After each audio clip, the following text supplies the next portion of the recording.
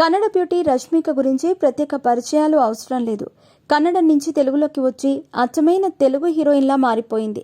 ఆ తర్వాత తమిళం, హిందీలో కూడా చేస్తూ ఈ రోజుకు పాన్ ఇండియా హీరోయిన్గా మంచి క్రేజ్ సంపాదించుకుంది. ఆడవాళ్ళు మీకు జోహార్లు, వారసుడు సినిమాలు ఫ్లాప్ అయినప్పటికీ సీతారామం సినిమాతో మంచి హిట్ కొట్టి పరిశ్రమలో గట్టిగా నిలదొక్కుంది. పుష్ప 1, పుష్ప 2 చిత్రాలతో తిరుగులేని క్రేజ్ దక్కించుకోవడంతో పాటు స్టార్ హీరోయిన్గా 10 కోట్ల వరకు పారితోషికం తీసుకుంటోంది. కన్నడంలో రక్షిత్ శెట్టితో కిరాక్ పార్టీ సినిమా చేసే సమయంలో అతనితో ప్రేమలో పడింది. తర్వాత కొన్ని కారణాల వల్ల వీరిద్దరూ విడిపోయారు. అప్పటి నుంచి చెలో సినిమాతో తెలుగులోకి అడుగుపెట్టి ఈ రోజున మంచి హీరోయిన్గా ఇమేజ్ని సొంతం చేసుకుంది రష్మిక.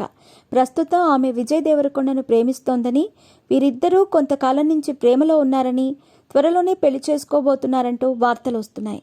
వీరిద్దరూ పిక్నిక్కి వెళుతూ, హాలిడేస్కి వెళుతూ విమానాశ్రయాల్లో చాలా చోట్ల ఫోటోలకు దొరికిపోయారు. ఇటీవలే విడుదలైన పుష్ప 2 సినిమాను విజయ్ దేవరకొండ కుటుంబ సభ్యులందరితో కలిసి సినిమా చూసింది రష్మిక.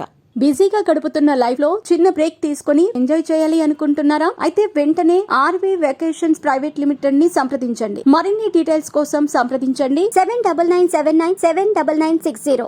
ప్రస్తుతం సోషల్ మీడియాలో వైరల్ అవుతున్న కథనం ప్రకారం త్వరలోనే తన రెండో ప్రియుడైన విజయ్ దేవరకొండకు కూడా రష్మిక బ్రేకప్ చెప్పబోతున్నట్టు తెలుస్తోంది. స్టార్ హీరోయిన్ గా రాణిస్తున్న రష్మిక వరుసగా ఫ్లాప్లతో సతమతమవుతున్న విజయ్ దేవరకొండ ఇలా రెండు భిన్న ధృవాలుగా వీరిద్దరూ ప్రయాణం చేస్తున్నారు. 2017లో రక్షిత్ శెట్టితో నిశ్చితార్థం చేసుకున్న తర్వాతే బ్రేకప్ చెప్పుకున్నారు. ప్రస్తుతం రష్మిక చేతిలో the girl friend, Chhaava, rainbow సినిమాలతో పాటు యానిమల్ 2 చేస్తుందో లేదో తెలియాల్సి ఉంది. ఇటువంటి తరుణంలో విజయ్ దేవరకొండతో బ్రేకప్ చెప్పాలనే నిర్ణయాన్ని తీసుకున్నట్టు తెలుస్తోంది. ఇటీవలే తాను త్వరలో ఎవరిని వివాహం చేసుకోబోతున్నాననే విషయం మీ అందరికీ తెలుసంటూ వ్యాఖ్యానించింది. అయితే అకస్మాత్తుగా ఇటువంటి నిర్ణయం తీసుకోవటానికి కారణం ఏంటనేది తెలియరావటం లేదు. ఈ వార్తల్లో నిజం ఉందా లేదా అనేది తెలియాలంటే ఈ అమ్మడు స్పందిస్తేనే తెలుస్తుంది. అప్పటి వరకు ఓపిక పట్టాల్సిందే.